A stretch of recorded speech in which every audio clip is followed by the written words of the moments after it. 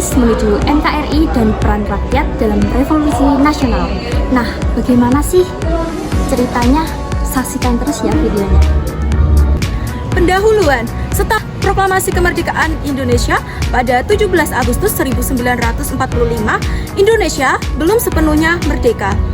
Belanda datang kembali dan berusaha menjajah kembali lewat berbagai cara, termasuk membentuk negara boneka. Namun, semangat rakyat tidak padam. Inilah kisah tentang bagaimana Indonesia kembali menjadi satu negara kesatuan dan bagaimana petani rakyat jelata memainkan peran besar dalam perjuangan itu. Bagian yang pertama, Republik Indonesia Serikat atau bisa disebut juga dengan RIS. Perjanjian konferensi meja bundar di Den Haag tahun 1949 menghasilkan kesepakatan penting Belanda. Belanda mengakui kedaulatan Indonesia. Namun, dalam bentuk Republik Indonesia Serikat, bukan negara kesatuan. RIS terdiri dari beberapa negara bagian, antara lain Republik Indonesia Yogyakarta, Negara Indonesia Timur NIT, Negara Pasundan, dan Negara Sumatera Timur. Pembentukan RIS dianggap sebagai upaya Belanda memecah belah Indonesia dengan menanamkan pengaruhnya di negara-negara bagian. Struktur dan sistem pemerintahan bentuk negara.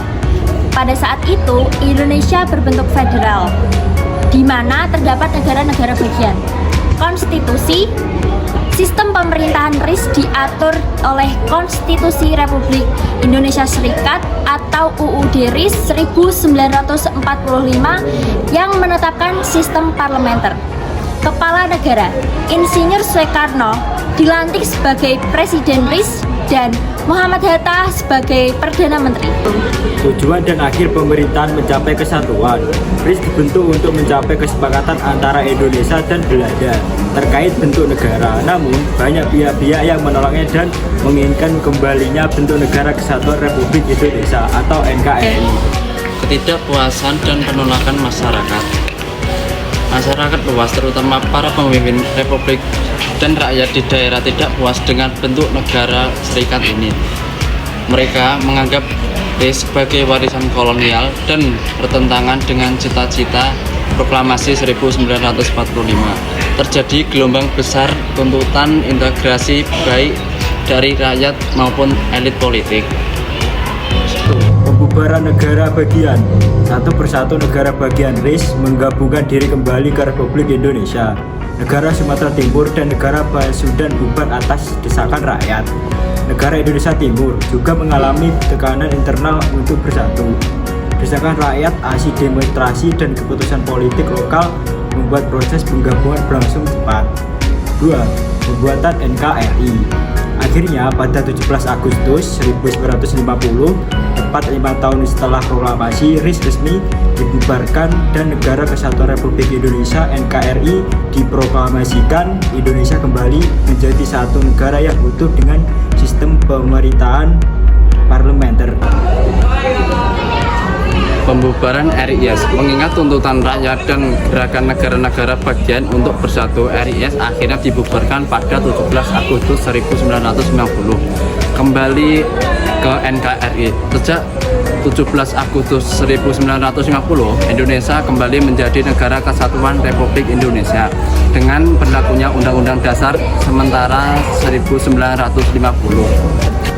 Peran petani dan rakyat dalam revolusi nasional pada tahun 1945 sampai dengan 1949. 1. Perjuangan bersenjata dan non-bersenjata. Selama revolusi nasional, rakyat biasa termasuk petani, buruh, dan pemuda desa mengambil peran besar, yaitu dengan membentuk laskar rakyat seperti Laskar Hizbullah, Laskar Pasindo, Barisan Banteng, dan lainnya.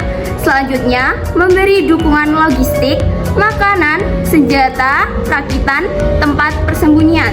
Yang terakhir, melakukan sabotase terhadap infrastruktur Belanda dan membantu gerilya pejuang. 2. Semangat gotong royong dan nasionalisme.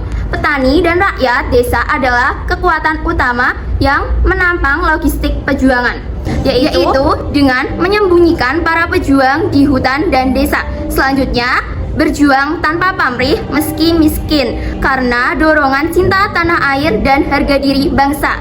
Terakhir, banyak dari mereka rela kehilangan harta bahkan nyawa demi kemerdekaan.